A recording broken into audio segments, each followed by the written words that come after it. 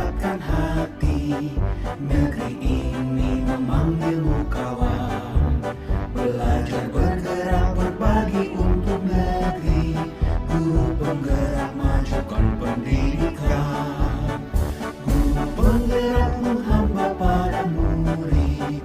Kreatif rancang pembelajaran, hargai potensi, tingkatkan prestasi, lahirkan profil pelajar Pancasila. Belajar bergerak berbagi untuk negeri, kita menjalin kolaborasi. Belajar bergerak berbagi untuk negeri, demi bakti pada ibu. Bismillahirrahmanirrahim. Assalamualaikum warahmatullahi wabarakatuh. Yang saya hormati Bapak Kepala SMP Negeri 7 Bayungincir, yang saya hormati Ibu dan Bapak Wakil Kepala SMP Negeri 7 Bayungincir, yang saya hormati Ibu Desi Anggraini SPD selaku pemateri kita hari ini, yang saya hormati Ibu dan Bapak Guru beserta staf Tata Usaha SMP Negeri 7 Bayungincir. Alhamdulillahirabbil alamin, wassalatu wassalamu ala asyrofil anbiya'i wal mursalin wa ala alihi rasulillahi ajmain. Amma ba'du. Pertama-tama marilah kita pada Ibu dan Bapak semuanya, marilah kita buka acara kita dengan membacakan lafaz basmalah. Bismillahirrahmanirrahim. Acara selanjutnya yaitu menyanyikan lagu Indonesia Raya. Hadirin diharap berdiri.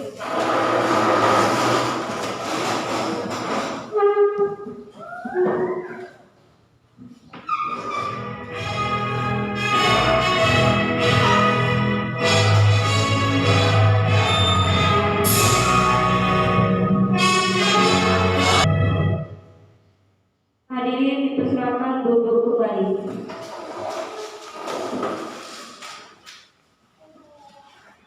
Acara selanjutnya yaitu doa yang akan dipimpin oleh Bapak Imam Ansori SPD. Kepada Bapak kami persilakan. Pada pagi hari ini, mari bersama-sama kita berdoa dan mengajak kepada Allah SWT. Kita lalu berdoa sebagai berikut.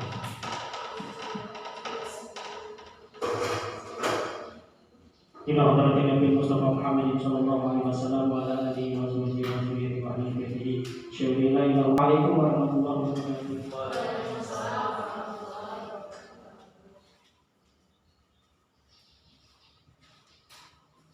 Terima kasih kami ucapkan kepada Bapak. Semoga acara kita berjalan lancar tanpa halangan apapun.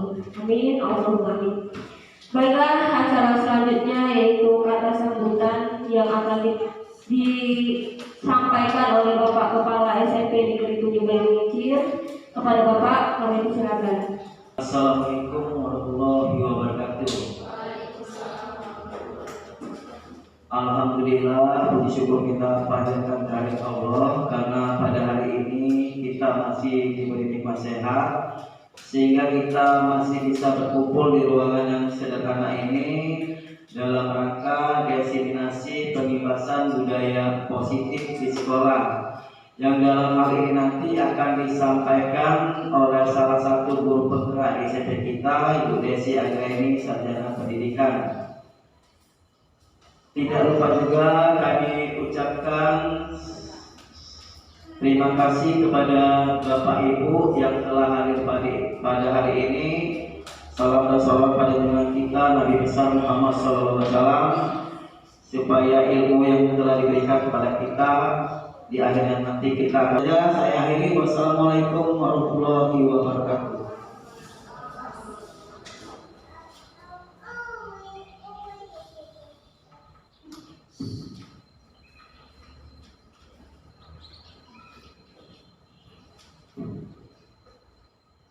Acara selanjutnya yaitu acara inti kegiatan diseminasi pengembasan penerapan budaya positif di sekolah yang akan disampaikan oleh Ibu Desi Anggraini sebagai calon guru penggerak angkatan 5 Kabupaten Musi Banyuasin. Kepada Ibu Desi Anggraini SPD kami persilakan. Assalamualaikum warahmatullahi wabarakatuh. Alhamdulillahirrahmanirrahim. Yang saya hormati Bapak Kepala SMP 7 Banyuasin, yang saya hormati Bapak Ibu Wakil Kepala Sekolah SMP 7 Banyuasin, dan rekan-rekan semua yang bisa hadir pada hari ini. Dan terima kasih saya ucapkan sebesar-besarnya karena Bapak Ibu semua sudah menyempatkan waktunya untuk mengikuti kegiatan aksi nyata saya dalam diseminasi penerapan budaya positif di sekolah. Baiklah Bapak Ibu, mungkin kita langsung saja. Untuk pemateriannya saya sendiri, saya akan menyampaikan tentang hasil untuk aksi nyata dari modul yang telah saya pelajari di pendidikan guru penggerak. Jadi Bapak Ibu, saya di sini bukan berniat untuk menggurui atau untuk menganggap diri lebih baik atau lebih pintar, namun ini adalah kewajiban kami yang telah melaksanakan pendidikan guru penggerak untuk melaksanakan aksi nyata, untuk melaksanakan kegiatan yang bermanfaat, berbagi manfaat untuk kawan-kawan semua. Jadi jangan dianggap bahwa saya di sini lebih pintar, lebih baik, saya mengguru, tidak. Jadi saya di sini hanya berbagi pengalaman apa yang telah kami pelajari dalam kegiatan kami sehari-hari di pendidikan guru penggerak. Alhamdulillah, untuk waktu yang telah terlewati yaitu selama kurang lebih 2 bulan. Jadi setiap hari kami ada tugas kadang-kadang Zoom, kadang-kadang mengisi LMS, kadang-kadang juga membuat laporan. Jadi untuk kegiatannya sehari-hari itu berbeda-beda, tapi full setiap hari ada.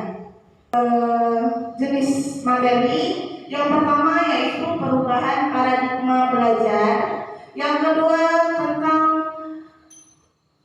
disiplin positif, yang ketiga motivasi perilaku manusia, kebutuhan dasar manusia, posisi kontrol, restitusi, keyakinan kelas, dan segitiga restitusi. Baiklah, saya awali dengan pemaparan kita bahwa untuk pendidikan kita itu berdasarkan pemikiran Ki Hajar Dewantara.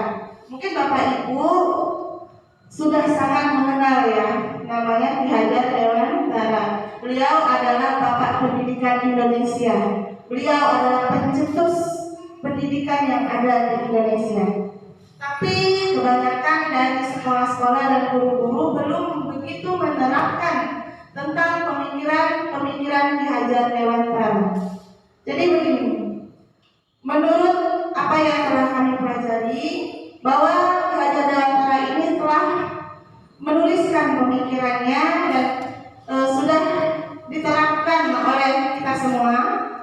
Menurut beliau bahwa pendidikan itu bertujuan untuk menuntun segala kodrat yang ada pada anak-anak agar mereka mencapai keselamatan dan kebahagiaan yang setinggi-tingginya. Dan guru itu diibaratkan sebagai seorang petani atau tukang kebun yang tugasnya adalah merawat sesuai kebutuhan dari tanaman-tanamannya itu agar tumbuh dan berbuah dengan baik. Nah, tentu saja baiklah, di sini ada penjelasannya nih. Ada ilusi guru dapat mengontrol murid. Nah, seperti yang tadi saya sampaikan, sebenarnya guru itu tidak bisa mengontrol murid. Guru tidak bisa mengontrol murid. Kita saja tidak bisa kan dikontrol orang lain. Anak-anak itu sebenarnya tidak juga. Jadi kita yang pertama kita anggap bahwa anak-anak itu juga manusia, jadi sama seperti kita. Nah, mengapa dia mau mengikuti kemauan kita? Karena dia melepaskan kontrolnya.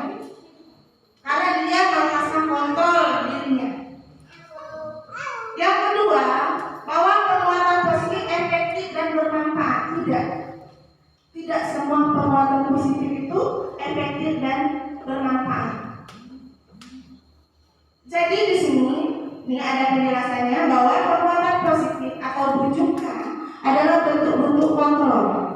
Kita maksudnya mengontrol orang lain. Segala usaha untuk mempengaruhi murid agar mengulangi suatu perilaku tertentu adalah suatu usaha untuk mengontrol murid tersebut.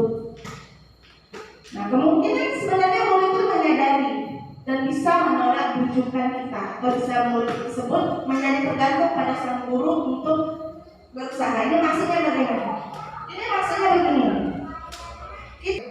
Saya lanjutkan. Sebenarnya kita ini punya kebutuhan dasar masing-masing yang jenisnya itu berbeda-beda. Namun bisa dirangkum dengan 5 kebutuhan dasar ini. Pertama, kebutuhan dasar kita adalah bertahan hidup. Dikatakan bertahan hidup apa? Kita butuh kesehatan, kita berobat berarti kan kesehatan. Terus kita butuh tempat tinggal, kita butuh makanan dan perasaan aman. Nah, kenapa ada perasaan aman di sini? Kalau kita mungkin tinggalnya di mana yang lagi perang sekarang? Palestina, ada nggak perasaan aman? Ya, Ukraina. Nah, kira-kira ketika kita bertempat tinggal di tempat yang tidak aman, kan ada kebutuhan dasar kita yang tidak terpenuhi. Misalnya tidak aman apalagi tinggal misalnya di atas tanah yang udah longsor, kan ada aman gitu kan? Tinggal misalnya di bawah pohon tinggi yang kapan-kapan bisa rubuh gitu kan, itu perasaan tidak aman. Sedangkan kebutuhan dasar kita itu adalah merasa aman. Kalau kita merasa aman, makanan kita tercukupi, tempat tinggal kita layak, terus kita sehat, nah, itu utama itu kesehatan ya. Kita sehat, maka kebutuhan dasar kita yang pertama yang baru kita penuhi. Yang kemudian kebutuhan kasih sayang dan diterima. Bayangkan jika kita tidak ada orang yang menyayangi, bagaimana perasaan kita ya? Kira-kira kalau kita tidak ada yang menyayangi gimana? Kita bisa bertahan sampai sekarang karena kita merasa ada yang menyayangi kita, betul tidak? Ya kan?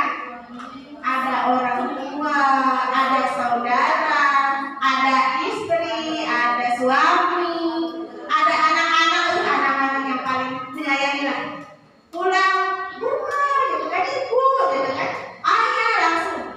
Itu cinta yang paling tulus itu yang hari ini yang 2 menit yang lalu kena marah, gitu kan, kita marahin, 2 menit kemudian dia berdoa lagi sama kita. Itu tanpa dendam ya anak-anak. Itu kebutuhan kasih sayang. Jadi kalau kita kebutuhan kasih sayang kita dan merasa diterima. Yang kedua itu merasa diterima. Maksudnya gimana? Kita mau pulang, misalnya pulang ke rumah kita merasa diterima. Pulang ke rumah disambut. Kita pulang ke rumah merasa dihargai. Itu kan merasa diterima. Bagaimana kalau kita pulang ke rumah dicuekin misalnya, dianggap tidak ada, dianggap cuma kayak apa ya, kayak angin datang gitu ya, dianggap gitu kan. Jadi kebutuhan kita itu sebenarnya ada kebutuhan kasih sayang dan bisa diterima. Jadi kita bisa bertahan itu karena ada yang menyayangi kita dan ada yang menerima kita. Bayangkan bagi anak yang yatim piatu, anak yatim piatu. Ya, kalau kita mungkin orang tua yang masih ada, kita merasa aku punya orang tua, aku punya tempat aku pulang, tempat aku pulang, tempat aku bersandar, tempat aku mengadu. Kita sesekali membayangkan bagi anak yang yatim piatu. Ya, kita membayangkan kalau kita yatim piatu, siapa yang akan kita andalkan? Siapa yang kita yang menyayangi kita, yang lebih tulus dari orang tua itu? Suami. Paling-paling kita balikkan keluarga terbaru kita, yaitu keluarga suami, istri dan anak-anak. Yang ketiga, kebutuhan berkuasaan.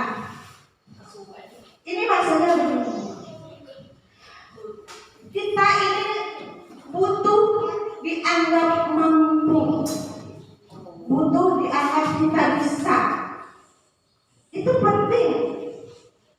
Kita dianggap orang, kalau seandainya kita dianggap tidak bisa, dianggap tidak mampu, itu rasanya sangat kecewa dalam hati ya. Kita tidak kita mampu, apa yang kita bisa itu kita perjuangkan. Ini penguasaan ini maksudnya adalah kemampuan kita sendiri. Saya bisa naik motor, saya bisa loh bawa motor sendiri gitu.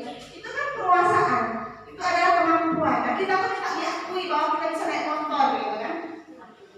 Bisa misalnya, kalau anak-anak itu jalurnya begini, anak-anak tuh perlu minta dianggap. Kira-kira ya, kalau kira-kira dia tuh ada, dia tuh bisa.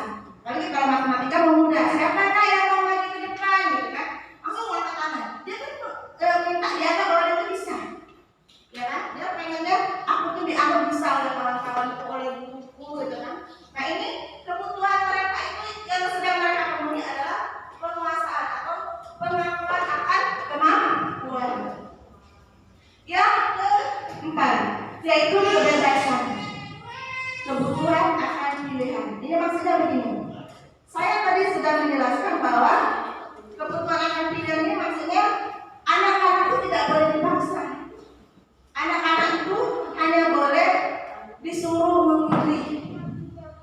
Katik lagi zaman-zaman jodohin, silakan anak pilih sendiri jodohnya. Ya, kira-kira begitu. Jadi kita tidak boleh menentukan pilihan anak. Ya nanti kalau jauh jodoh mah kejauhan, misalnya sekolah saja lah. Anak-anak lulus SMA, terus mau melanjutkan kuliah, maunya orang tua pokoknya nak kamu jadi dokter, nak pokoknya kamu harus jadi sarjana apa misalnya, polisi lah misalnya, kamu harus jadi polisi. Nah kita tuh sebagai orang tua tidak boleh lagi memaksa seperti itu. Justru kalau kita paksa anak-anak untuk berdasarkan pilihan kita tuh sedang menghukum anak. Kita tuh sedang memenjarakan anak. Ya, jadi kalau kita memaksa anak itu sebenarnya kita tuh sedang membelenggunya dengan hal yang tidak mereka sukai sebenarnya. Nah, akan berapa lama kita membelenggunya? Seumur hidup. Ya, kita akan membelenggunya itu seumur hidup dengan pilihan kita tadi. Jadi kita tidak boleh lagi namanya memaksa kehendak kita bahwa harus berdasarkan pilihan kita. Yang kelima yaitu tentang kesenangan atau kebutuhan untuk merasa senang. Coba saya tanya Bapak Ibu di sini, punya hobi? Kalau kata-kata harus tempel hobi ini, apa hobi kamu? Motivasi kita berperilaku sebagai manusia. Ada 3 yang memotivasi kita. Yang 2 ini itu termasuk motivasi ekstrinsik atau dari luar. Sedangkan yang terakhir adalah motivasi intrinsik atau dalam diri kita. Yang pertama, coba saya tanya Bapak Ibu semua. Bapak Ibu datang ke sekolah pagi-pagi sebelum lonceng masuk, kira-kira alasannya apa? Coba. Aku ngaji. Aku ngaji terus mulai gini.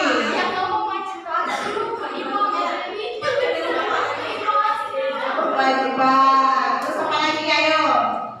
Takut kena kali ya? Takut ditegur kepala sekolah. Terus apa lagi?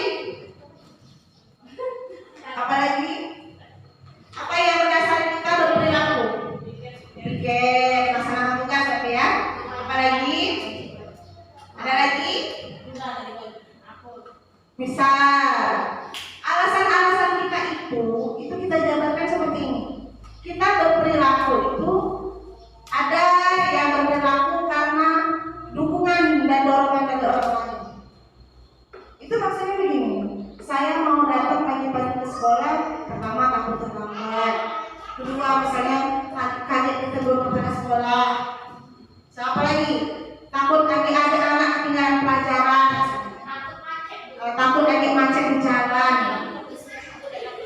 Takut dapat mobil. Nah, nilai-nilai seperti itu sebenarnya sebaik-baiknya adalah nilai kita sendiri, yaitu atas dasar keinginan kita sendiri. Kita yang ingin datang pagi-pagi tanpa ada embel-embel takut kena marah. Tidak ada embel-embel dapat hadiah baju putih ya.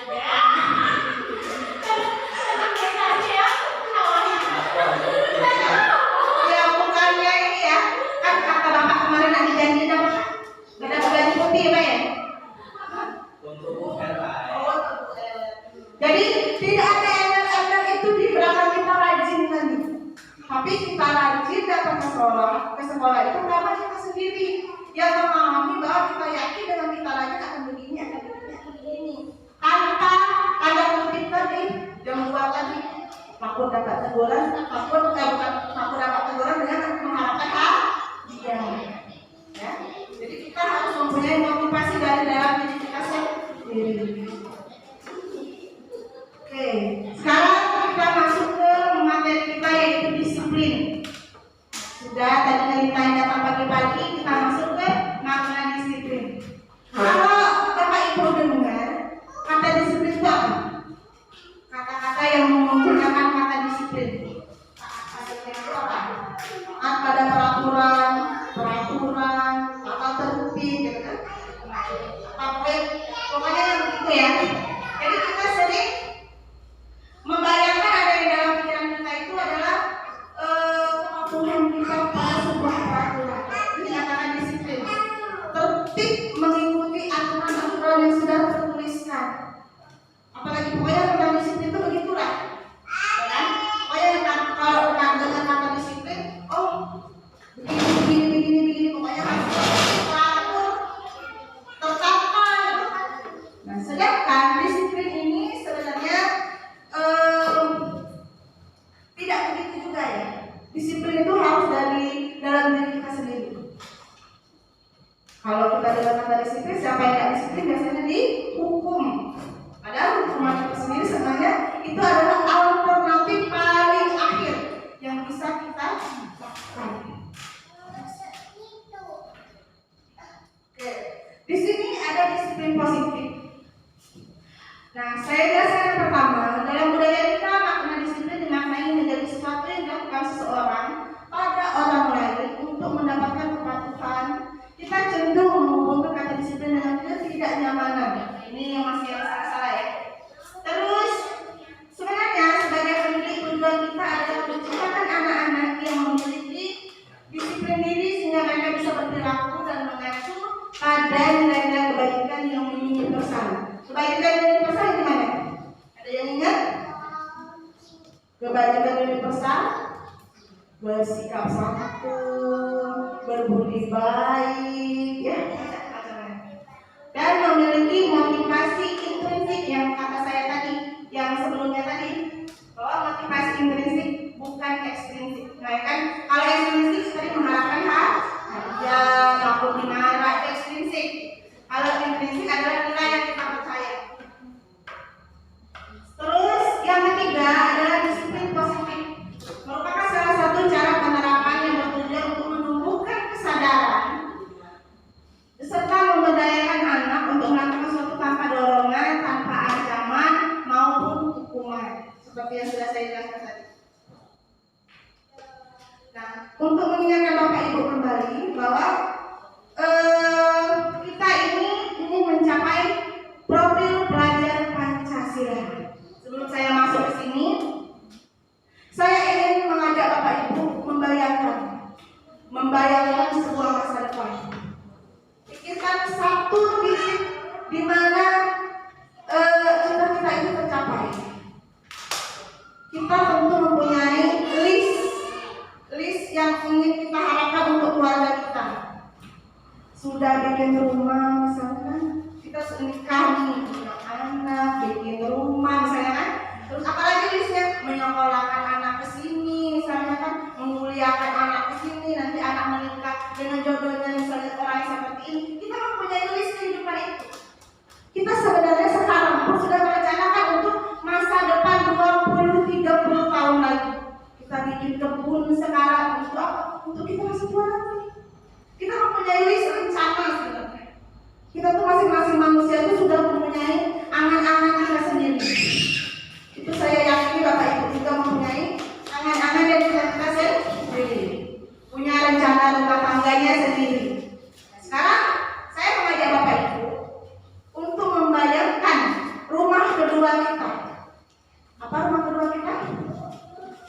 Ya, sekolah. Rumah kedua kita ini adalah pekerjaan kita.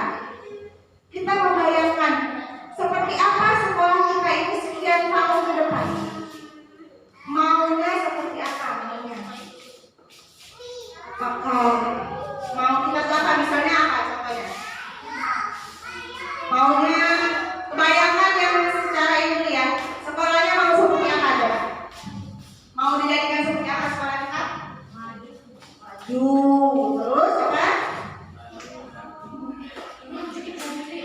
Punya, kalau saya begitu membayangkannya, gedung kita lengkap, ya kan? Punya pagar, terus apa lagi ada perpustakaan di sana, ada lab di sana. Yang saya pikirkan begitu. Apalagi yang ada di sekolah kita? Ada misalnya ada dapur yang lengkap. Membayangkan sekolah itu kan rumah kedua. Kita kan tadi sudah merencanakan rumah pertama, punya garis itu ya. Nah sekarang kita membayangkan rumah kedua kita. Apalagi lain-lain, gedungnya lengkap, anak-anak masuk lagi semua. Mau pakai seperti itu? Iya. Terus apa lagi yang kita bayangkan? Ayo Bapak Ibu saya ajak untuk membayangkan sekolah kita sekian tahun ke depan. Apa lagi? Sarana lengkap. Iya, kita punya lab komputer, lab IPA, gitu kan? Terus apa lagi? Yang kita bayangkan itu ya. Ya, ada tempat parkir, ada kantinnya tertata rapi di sana kan. Terus anak-anaknya. Sekarang kembali ke anak-anaknya coba. Anak-anak yang kita inginkan. Anak-anak yang seperti apa? Anak-anaknya tertib peraturan, manis, bersikap sopan santun, ya kan? Itu harapan kita kan? Apalagi? Pinter-pinter, anaknya berwawasan tinggi, mampu mengikuti pembelajaran, kata tutur baik, ya kan? Kan sekarang gurunya. Tadi kan murid sudah, sekolah sudah, sekarang gurunya. Mau seperti apa gurunya? Rajin, tepat waktu, terus apa lagi? Ya, cantik, banyak uang. Ya, materi buku, ya kan? Terpenuhi semua lah. Jadi kita membayangkan bahwa kehidupan kita itu ada rumah kedua, yaitu sekolah kita yang harus menjadi list juga dalam kehidupan kita. Ya karena menjadi guru kan maksudnya kita tanpa ada paksaan dari orang lain. Jadi harus dimasukkan dalam list kehidupan kita apa yang kita inginkan untuk sekolah kita ini. Kita menginginkan sekolah kita ini asri, hijau, enak dipandang, nyaman. Kan itu kan pengen kita kan. Jadi sebelum masuk-masuk ke nilai ini adalah untuk anak-anak berdasarkan profil pelajar Pancasila. Mungkin Bapak Ibu masih ingat profil pelajar Pancasila apa saja? Ingat? Ya, yang pertama bahwa beriman, bertakwa kepada Tuhan Yang Maha Esa dan berakhlak mulia. Harapan kita bahwa anak-anak itu beriman, bertakwa kepada Tuhan Yang Maha Esa, tapi mempunyai agama yang baik, pemahaman agama yang baik, terus juga berakhlak mulia. Akhlak mulia dengan beriman bertakwa berbeda. Akhlak mulia itu betul-betul kata sopan, bersikap santun, jujur, ya. Terus profil pelajar Pancasila yang berikutnya yang ingin kita capai adalah kreatif. Jadi anak-anak itu diharapkan bahwa menjadi manusia yang kreatif, mampu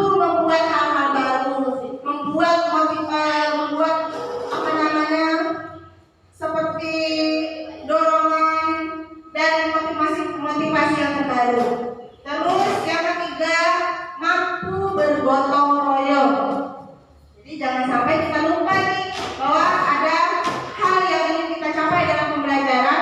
Ini sudah masuk ke dalam kurikulum merdeka. Diharapkan sesuai dengan profil pelajar Pancasila. Gotong royong, anak-anak mampu saling membantu, saling mendukung, saling menolong dalam kegiatan apapun. Jadi bukan cuma pembersihan baik, tapi semuanya. Jadi diharapkan mampu saling gotong royong, misalnya di kelas, di sekolah, di rumah, semuanya bisa. Yang keempat, kebinekaan global. Ini kebinekaan global ini bineka, tapi berbeda ya, berbeda. Tapi dia bisa memahami perbedaan itu, memaklumi dan juga mengartikannya itu sebagai perbedaan yang bukan sebagai permusuhan, melainkan sebagai bentuk kita saling menghargai. Bernalar kritis, yang galak-galak nanya biasanya kan kalau lagi belajar kan nalar kritis, galak protes. Kalau dari dalam keadaan kita menjelaskan, mereka bertanya, itu sebenarnya sudah bagus. Berarti nalar itu dapat. Berarti pemikirannya tentang apa yang sedang dijelaskan oleh guru itu dapat sebenarnya. Nah, ketika mereka menemukan yang tidak sesuai dengan apa yang mereka pikirkan atau mereka menganggap itu belum begitu jelas, mereka akan bertanya. Itu bernalar kritis. Penting Bapak Ibu bernalar kritis, karena kadang-kadang yang menjadi kebiasaan menjadi biasa. Kenapa saya bilang begitu? Karena sesuatu hal itu yang biasa sebenarnya, setiap orang kan melakukannya semua. Padahal kalau kita berpikir dan bernalar kritis, sesuatu yang tidak sesuai dengan pemikiran kita, kita bisa tidak melakukannya. Kita bisa berbeda. Semua orang itu sama, kita bisa berbeda asal sesuai dengan pemikiran kita. Yang keenam, jadi ada 6 ya profil pelajar Pancasila itu. Mandiri. Mandiri itu berarti kita bisa melakukannya sendiri tanpa campur tangan orang lain.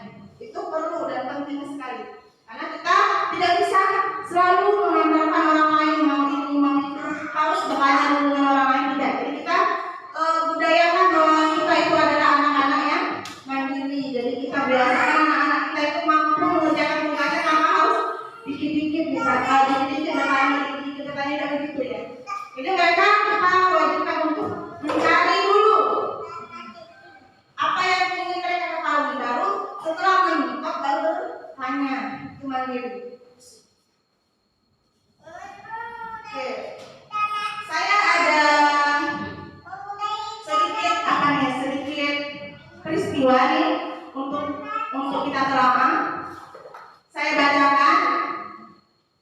IPA kurang menguasai pelajaran matematika, sehingga pada saat pelajaran tersebut berlangsung, dia lebih banyak berdiam diri atau menggambar di buku pelajarannya. Pada saat guru matematikanya, Pak Seno, menanyakan pertanyaan, IPA menjadi gugup dan tak sengaja menjatuhkan tasnya dari kursi, serta tiba-tiba menjadi gagap pada saat berupaya menjawab. Seluruh kelas pun tertawa melihat perilaku IPA yang bicara tergagap dan terkejut tersebut. Pak Seno pada saat itu membiarkan teman-teman IPA menertawakan IPA yang tergagap dan malu luar biasa, dan malahan minta IPA untuk maju ke depan dan berdiri di depan kelas sambil menunjuk hidungnya karena tidak bisa menjawab pertanyaan Pak Seno. Kelas semakin gaduh dan anak-anak pun tertawa melihat IPA di depan kelas sambil memegang ujung hidungnya. Nah, kira-kira dari ini berarti kita menafsirkan apa? IPA itu tidak menguasai pelajaran matematika, sehingga pada pelajaran matematika dia cenderung diam dan melakukan hal lain. Salah satunya adalah menggambar di buku pelajarannya. Nah, Pak Seno ini adalah gurunya.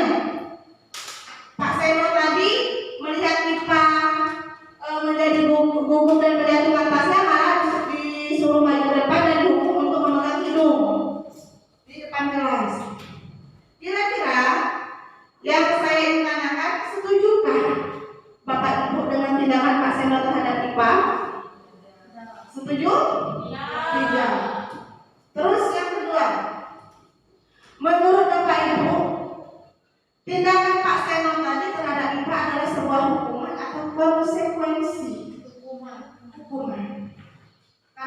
konsekuensi.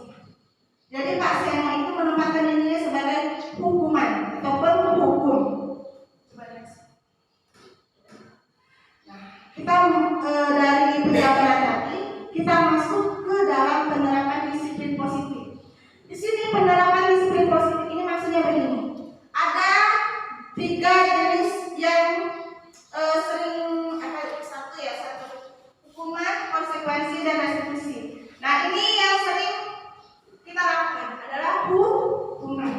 Mungkin kita ini adalah salah satu dari Pak Seno tanpa sadar, tanpa melihat anak itu seperti apa, tiba-tiba kita menghukum. Kita tuh sebenarnya mungkin pernah menjadi salah satu dari bagian Pak Seno.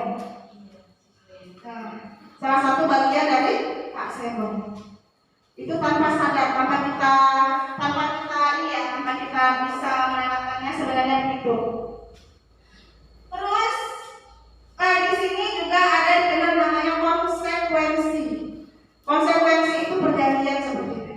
Seperti konsekuensi itu begini. Kalau dalam hukum Indonesia, ada KUHP, gitu kan? Kalau maling misalnya, kalau nyuri dapat hukuman 3 tahun penjara, itu namanya konsekuensi. Misalnya apalagi kalau misalnya pakai narkoba, maka akan dilakukan rehabilitasi, ya.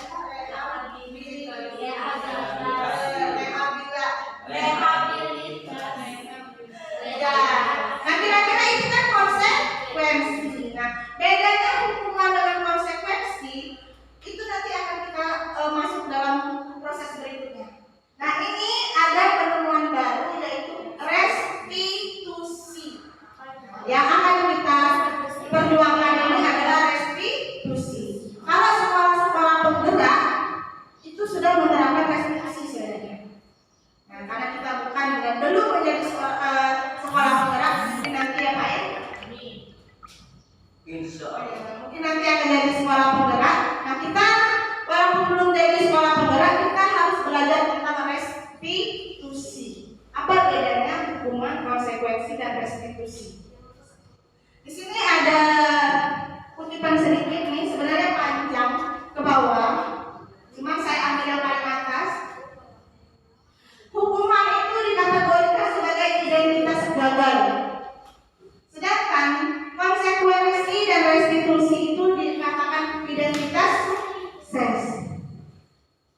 Kalau di sini misal kita memaknai hukuman itu menjadi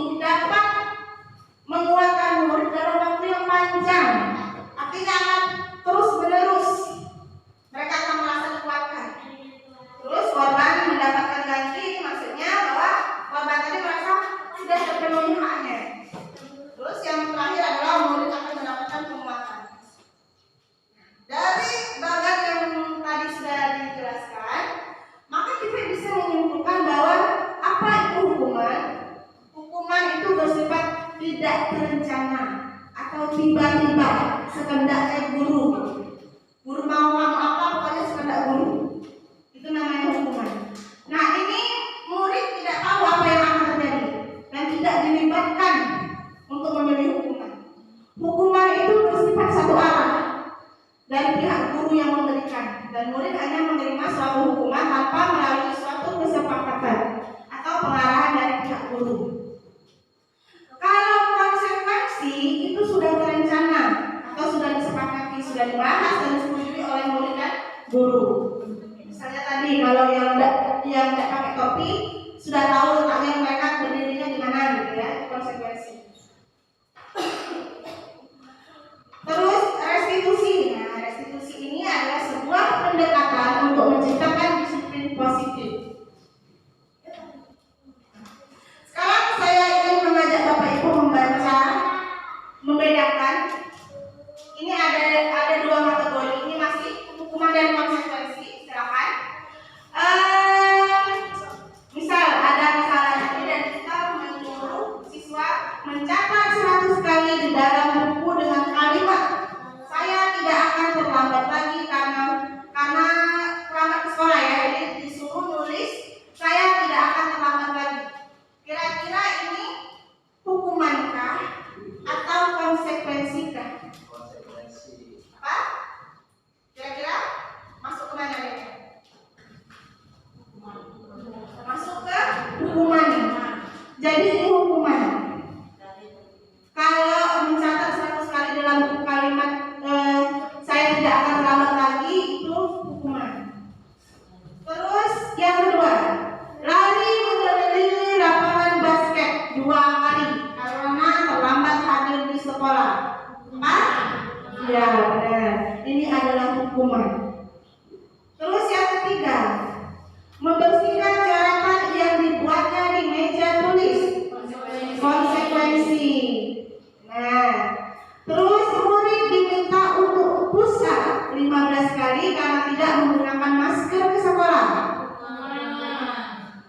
Hukuman gitu ya, karena ada fisik di sana. Setiap yang hukuman itu dia melibatkan fisik biasanya. Terus yang keempat ya, kelima, menggantikan kertas tugas teman yang telah dicoret-coret. Konsekuensi. Terus yang keenam, berjemur di lapangan basket pukul 12 siang karena mengobrol dengan teman. Terus ada istilahnya, hukuman itu bukan saja hukuman yang berupa fisik. Ada kita tuh dihukum dengan penghargaan. Apa dimaksud dengan dihukum dengan penghargaan? Saat kita berulang kali menjanjikan hadiah kepada anak-anak agar berperilaku tanggung jawab, atau kepada seseorang murid agar mereka mempelajari sesuatu yang baru, atau kepada seorang karyawan agar melakukan pekerjaan yang berkualitas, kita sedang berasumsi mereka tidak dapat melakukannya atau mereka tidak akan memilih untuk melakukannya. Misal begini, kalau kita menjanjikan, kalau kamu dapat 100, misalnya dapat 100 semua satu kelas, ibu beliin teh gelas. Ya. Kita tuh sebenarnya tanpa sadar menganggap mereka tuh tidak bisa. Bukan menganggap mereka tuh bisa semua. Tanpa sadar kita tuh menganggap mereka tuh tidak bisa melakukannya. Makanya kita janjikan hal itu kepada mereka. Nah, ini sesuatu yang dilakukan seperti ini sebenarnya tidak bagus. Atau apalagi kalau dilakukannya berulang kali. Jadi ada kasus kemarin ada videonya cuma saya download. Jadi ada di suatu kelas, misalnya seorang guru perempuan. Jadi jika anak-anaknya ini anak TK ya, anak-anak TK kalau masuk kelas dalam keadaan tertib akan mendapatkan bintang 5, ditempel sama gurunya bintang 5. Ketika waktu hari-hari berjalan, anak-anak masuk dengan tertib. Mereka terbiasa masuk dengan tertib, mengharapkan bintang 5 di tangannya untuk dibawa pulang. Ada setelah beberapa waktu, ibu gurunya tadi digantikanlah oleh guru yang lain. Guru yang lain tadi tidak tahu bahwa guru yang sebelumnya itu menjanjikan bintang 5 untuk anak-anak yang tertib dalam masuk ataupun keluar ke kelas. Apa yang terjadi? Karena gurunya ini tidak tahu bahwa ada bintang yang harus diberikan, anak-anak tadi cenderung tidak lagi rapi keluar masuk. Karena yang diharapkannya itu tidak ada. Jadi begini, ketika kita terlalu membiasakan anak-anak dengan penghargaan, justru akan merusak mental anak itu sendiri dan mengharapkan penghargaan terus. Jadi motivasi mereka melakukan itu adalah penghargaan, itu tidak bagus, itu tidak efektif. Ini maksudnya tentang tentang positif tadi, pendekatan positif tadi tidak efektifnya begini ya. Karena didukung oleh penghargaan, kita selalu mengharapkan penghargaan sehingga kita lupa dengan apa yang menjadi nilai yang harus kita penuhi. Jadi penghargaan itu tidak efektif, itu benar. Penghargaan itu merusak hubungan. Merusak hubungannya gimana? Ada rasa iri dalam diri anak ketika misalnya peringkat 1, 2, 3 mendapatkan misalnya piagam, mendapatkan kado gitu kan. Sebenarnya anak-anak itu menyimpan perasaan iri.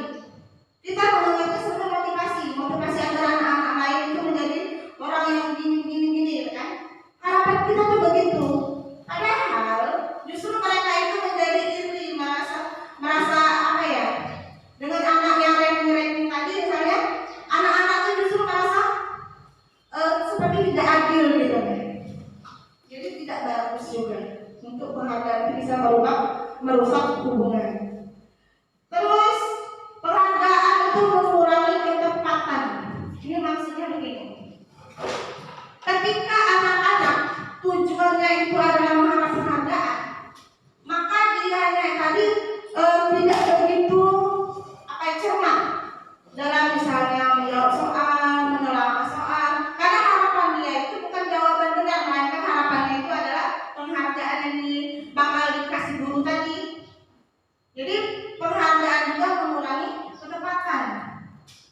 Terus penghargaan menurunkan kualitas. Ini ada juga videonya kemarin. Jadi ada 2 kelompok mahasiswa. Satu mahasiswa tadi itu selalu mengharapkan penghargaan, yang satunya tadi karena hobi, karena suka, karena keinginannya. Nah, anak-anak yang cenderung mendapatkan penghargaan tadi, mereka akan melakukan sesuatu itu, melakukan penelitian itu hanya ingin mendapatkan penghargaan dari dosennya. Sedangkan anak yang melakukan karena hobi, karena suka, itu akan tekun, akan terpelankan, menunjukkan bahwa yang berkualitas itu adalah yang menyukai, bukan yang mengharapkan penghargaan tadi. Penghargaan mematikan kreativitas sama. Kualitas kreativitas akan menurun jika kita hanya mengharapkan penghargaan menghukum yang tadi, bahwa kita dihukum penghargaan, kita terbelenggu oleh ini mendapatkan penghargaan. Terus kita diharapkan bisa merubah peraturan kelas menjadi keyakinan kelas. Pernah dengar Bapak Ibu keyakinan kelas? Pernah dengar nggak istilah keyakinan kelas? Keyakinan kelas itu begini.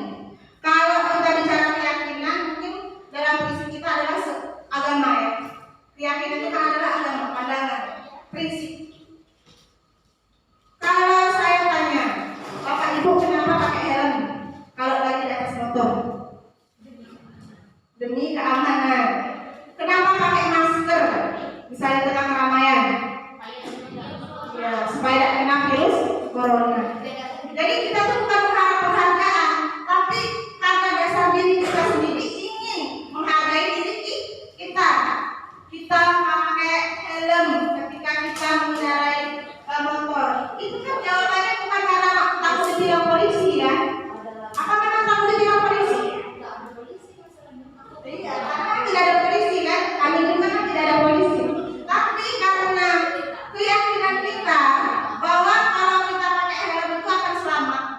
setidaknya Pak kita selamat misalnya kan. Maka kita iya, skincare kita juga selamat kan maksudnya. Ya, itu tujuan kita itu adalah diri kita sendiri.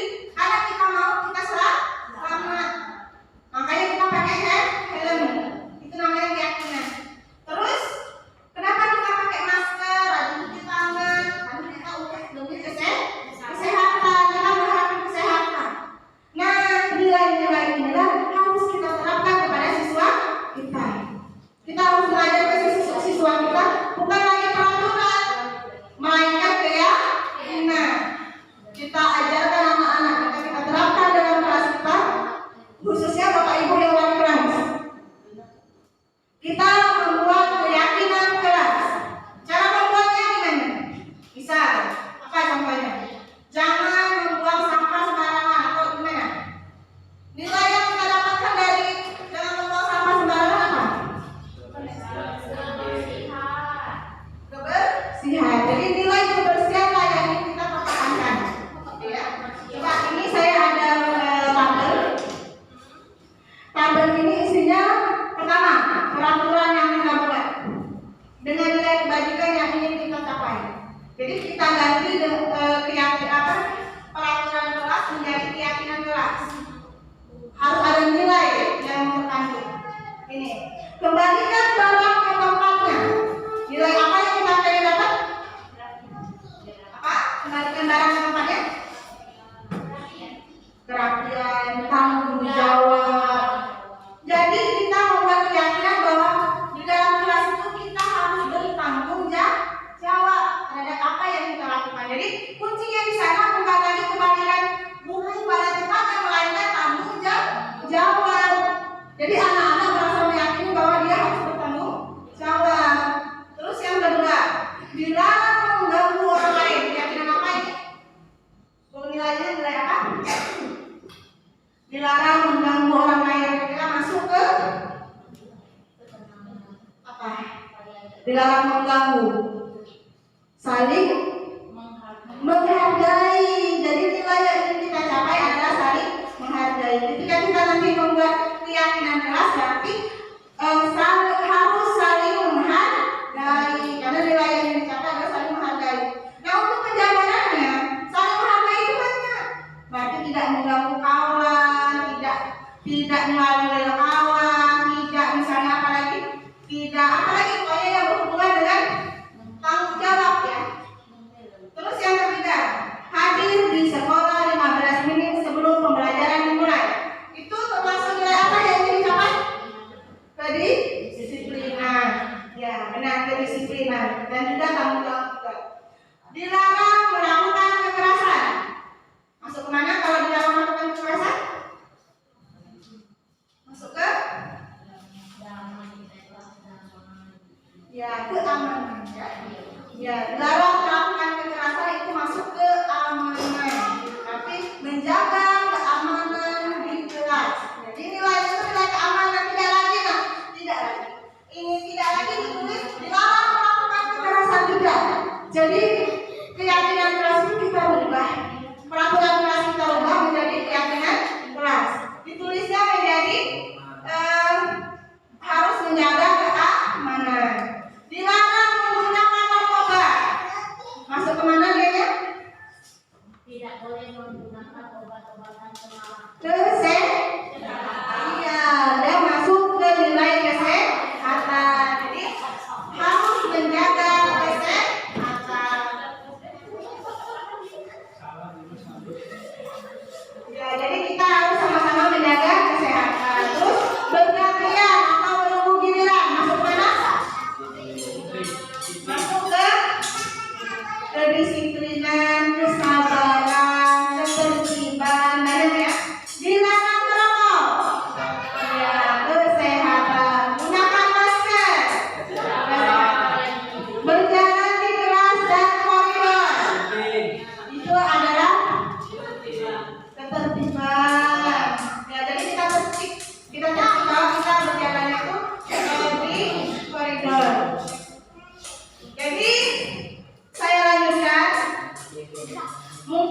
Bapak Ibu pernah menjadi salah satu dari 5 posisi kontrol ini. Untuk penghukum, biasanya seorang penghukum itu akan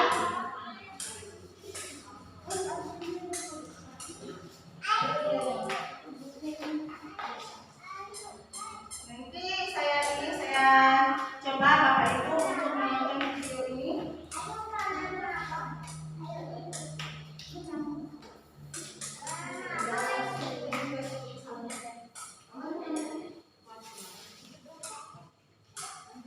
Ini Bapak Ibu silakan menyaksikan 5 posisi kontrol yang dilakukan dulu. Akan melihat ini video-video yang biasa kami saksikan dalam kegiatan LMS. Salah satunya adalah video tentang posisi kontrol.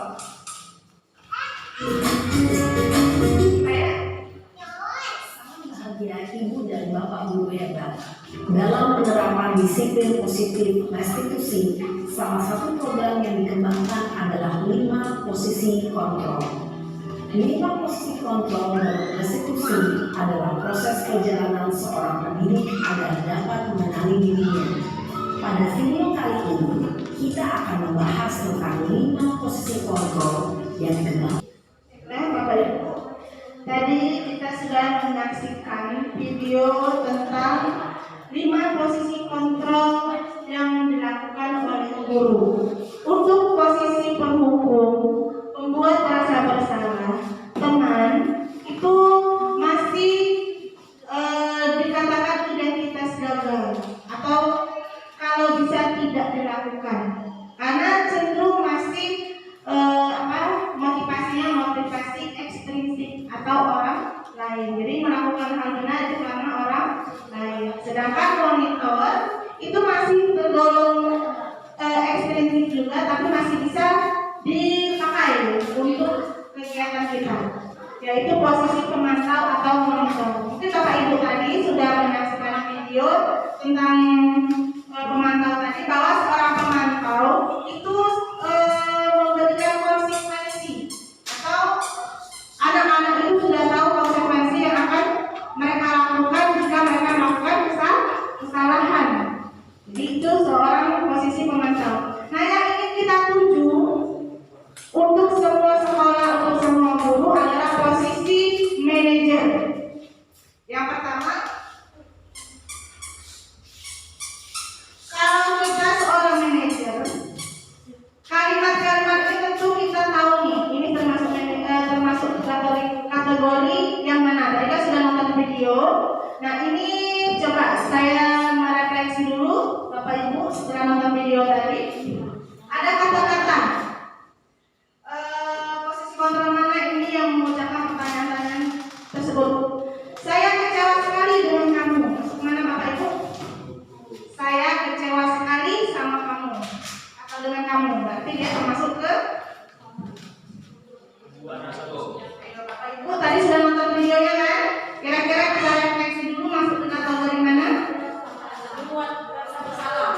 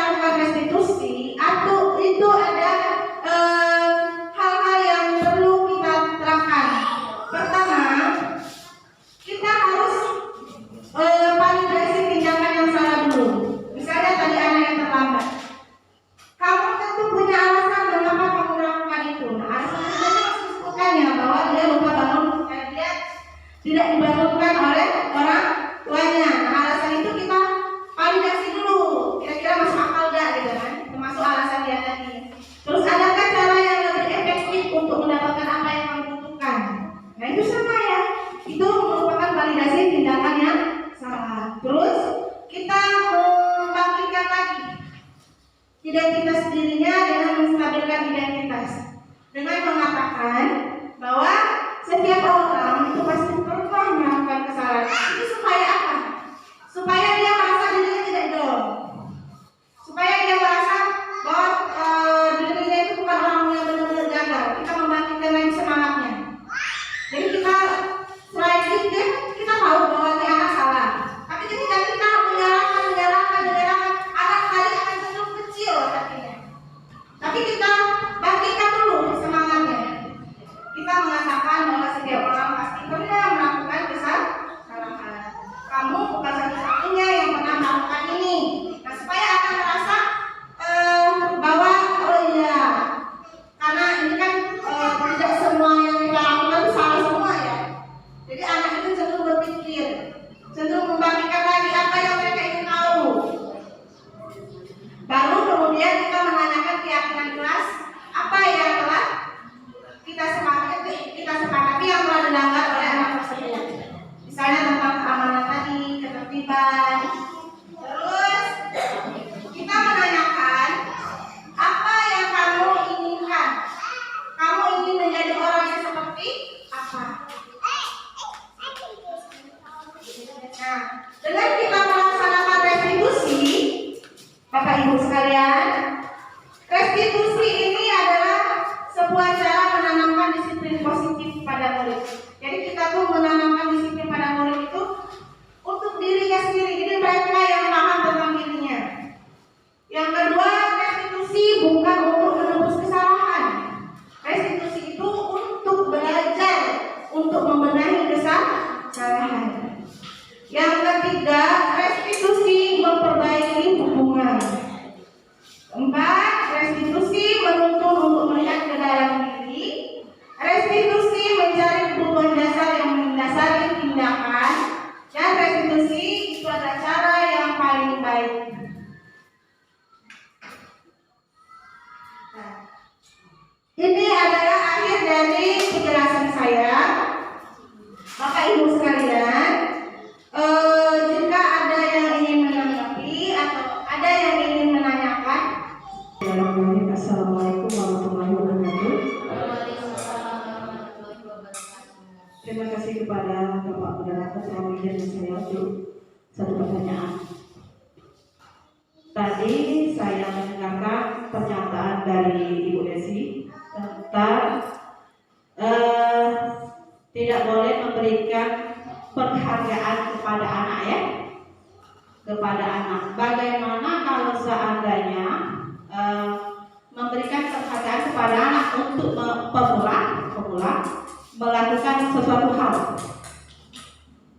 hal baik, contoh seperti ini. Anak kita ajarkan untuk berpuasa, kita kasih penghargaan apabila full puasanya, kita kasih penghargaan atau kasih uang 500 gitu untuk pemula gitu. Terima kasih. Terima kasih kepada Ibu Fitri. Saya akan menjawab dari apa yang telah saya pelajari. Jadi ada juga video tentang anak belajar membaca, sama seperti yang Bu Fitri tadi, anak belajar puasa. Ada anak yang belajar membaca, ketika dia bisa membaca, orang tua tidak boleh memberi penghargaan. Misalnya kalau dia bisa membaca huruf, maka orang tua ngasih misalnya permen, tidak boleh. Karena begini, sejatinya bahwa anak-anak itu punya naluri merasa senang, naluri merasa dianggap mampu. Tapi ketika dikasih penghargaan, maka anak-anak cenderung berubah motivasinya, bukan lagi untuk dia membaca, melainkan untuk mengharapkan penghargaan. Nah, yang di sini yang diinginkan oleh pembelajaran kita adalah anak-anak itu dari dalam dirinya, bukan dari luar dirinya. Ketika kita memberikan anak-anak itu penghargaan, motivasinya berubah 360 derajat. Bukan lagi meyakini bahwa dirinya harus bisa, melainkan dirinya harus dapat penghargaan. Nah, kita tuh menghindari itu. Jadi waktu itu ada video anak-anak belajar membaca. Ketika anak belajar membaca, terus orang tuanya cukup mengatakan, wah ternyata kamu sudah mampu membaca ya. Nah, ketika itu cukup batas itulah. Jangan ditambahi permen. Jangan ditambahi permen, tidak boleh. Karena ketika kita menambahkan dengan memberinya permen, maka motivasinya akan berubah. Tapi ketika kita mengujinya itu sudah pandai membaca, maka dia merasa aku mampu membaca. Jadi ada motivasi dalam dirinya bahwa aku ingin belajar lagi supaya aku mampu membaca yang lainnya juga. Nanti dia akan buka buku yang lain, dia akan melihat gambar yang lain, dia akan mencari tahu sendiri apa-apa yang diperlukan supaya dia seperti tadi nih, seperti tadi kata ibuku, aku bisa membaca. Itu. Jadi jangan rubah motivasi anak. Karena motivasi itu harus motivasi dalam dirinya sendiri. Ya, kita yang selama ini kita lakukan, misalnya anak bisa apa gitu kan, kita kasih. Nah, kita justru akan merusak pemikiran anak itu, merubah motivasi anak itu dalam jangka yang panjang. Jadi anak-anak itu akan merubah pemikirannya yang awalnya untuk kesenangan, yang awalnya untuk pengakuan, yang awalnya untuk adakah tadi kebutuhan dasar manusia? Nah, yang awalnya untuk memenuhi kebutuhan dasar dia sebagai manusia berubah menjadi kebutuhan dia mau mendapatkan penghargaan. Ya, terima kasih Bu. Jawaban dari saya, semoga bisa membantu. Alhamdulillah siang ini kita mendapatkan ilmu yang baru lagi untuk motivasi. Sebenarnya ada satu hal yang saya mau tanyakan, masalah hukuman. Jadi memang ada beberapa hal anak yang bisa kita berikan motivasi ekstrinsik, intrinsik, ataupun punishment. Nah, kadang-kadang setelah kita berikan motivasi ekstrinsik bisa, kemudian intrinsik tidak bisa, dan terpaksa kita harus kasih hukuman. Nah, kira-kira bagaimana cara menghukum anak yang bisa melekat gitu, maksudnya punishment itu melekat pada anak untuk tidak mengulangi lagi. Baiklah, terima kasih kepada Pak Mulyono yang sudah memberikan tanggapan dan juga pertanyaan tentang bagaimana cara kita memberikan motivasi intrinsik kepada anak itu langsung dari dalam dirinya. Nah, begini. Jadi penting sekali kita menerapkan budaya positif di sekolahan maupun di dalam kelas. Budaya positif itu seperti apa? Budaya positif itu bukan anaknya sendiri, bukan gurunya sendiri, melainkan semua. Budaya itu berarti keseluruhan, komponennya itu menyeluruh. Budaya positif ini itu kalau di luar negeri, khususnya misalnya di Jepang, anak-anak itu dari kecil sudah biasa namanya mengantri. Anak-anak itu sudah terbiasa mandiri. Anak-anak dari kecil dari TK itu sudah terbiasa untuk meningkatkan kejujuran, kemandirian. Jadi dari kecil itu sudah dididik seperti itu. Nah, kita diharapkan sekolah-sekolah itu menerapkan budaya positif. Budaya positif itu enak Bapak Ibu. Kita tuh kalau terbiasa maka akan menjadi kebiasaan. Kalau kita terbiasa semuanya datang pagi, maka kita akan menjadi kebiasaan. Kalau kita terbiasa ngomongnya itu bertutur kata lembut, maka semuanya akan mengikuti. Kalau kita terbiasa misalnya sesama rekan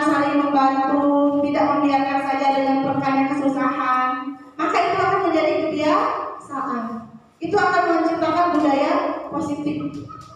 Nah, untuk kebiasaan-kebiasaan itu ketika kita sudah membiasakan kawan-kawan menerapkan budaya positif, ketika lingkungan kita itu positif. Lingkungan positif itu yang gimana? Lingkungan positif itu aman, nyaman, tentram, mendukung. Amannya gimana ya? Amannya seperti kita kan tidak dekat dengan mobil tronton, tidak dekat dengan pegunungan, itu kan aman kita di sekolah kita. Tentram, nyaman, keindahan juga perlu. Misalnya banyak pohon, itu kan mata enak mandang, jadi kita merasa nyaman. Terus juga tentang lingkungan kita mendukung untuk kita belajar, anak-anaknya ramah tamah, gurunya baik-baik. Terus juga segala sesuatunya baik. Kadang-kadang memang ada sesuatu yang kurang baik itu sebagai pembelajaran. Tapi untuk terus didukung bahwa sekolah kita harus menjadi sekolah yang lebih baik. Nah, motivasi anak untuk menjadi motivasi intrinsik bukan ekstrinsik atau dihukum. Kita mencontohkan anak itu dan membiasakan anak itu dengan kebiasaan baik. Anak juga punya rasa malu. Guru juga punya rasa malu. Kita biasakan budaya malu. Malu untuk dihukum. Malu untuk melakukan kesalahan. Malu untuk ditegur ketika kita salah. Ketika budaya malu tadi sudah menjadi kebiasaan, maka mudah-mudahan motivasi kita akan menjadi motivasi intrinsik. Kita malu itu berasal dari diri sendiri. Malu untuk tidak melakukan hal-hal aneh misalnya. Malu untuk tidak nyeleneh misalnya. Nah, hukuman tadi bagaimana? Hukuman tadi sebenarnya kita bisa menghukumnya itu dengan cara restitusi tadi. Dihukum, tapi dengan cara restitusi.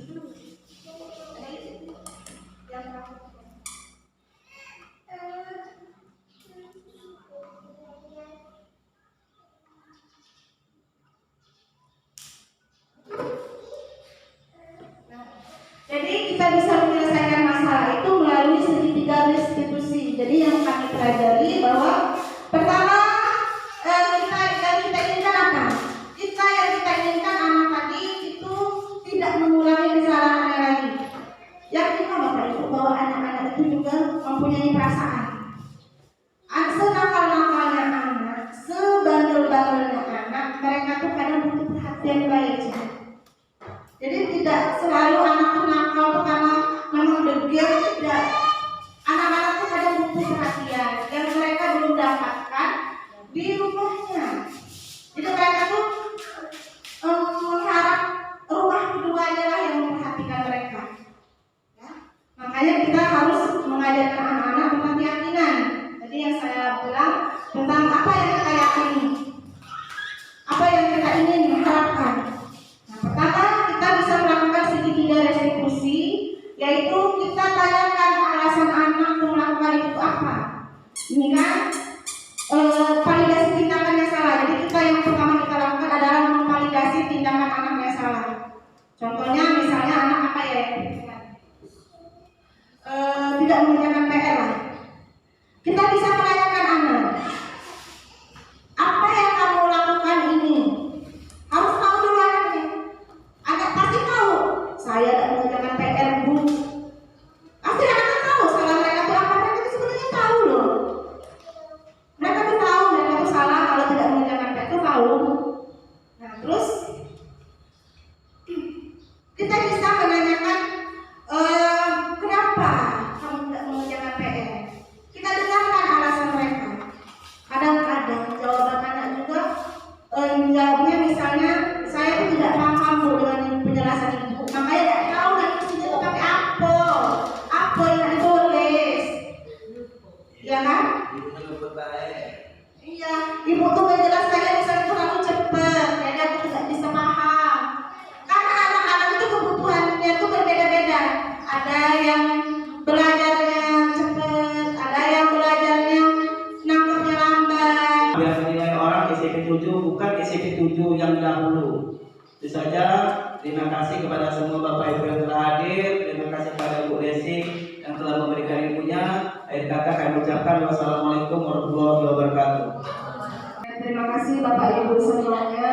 Alhamdulillah kegiatan hari ini semoga bisa bermanfaat untuk kita semua dalam menjalankan pendidikan guru penggerak. Kami dituntut mampu untuk menjadi seorang manajer. Hadir di ruangan ini untuk mau diberi desiminasi itu alhamdulillah saya sangat bersyukur. Bapak Ibu semua mempunyai motivasi intrinsik dari dalam diri Bapak Ibu semua untuk duduk di sini, itu sudah merupakan hal yang luar biasa.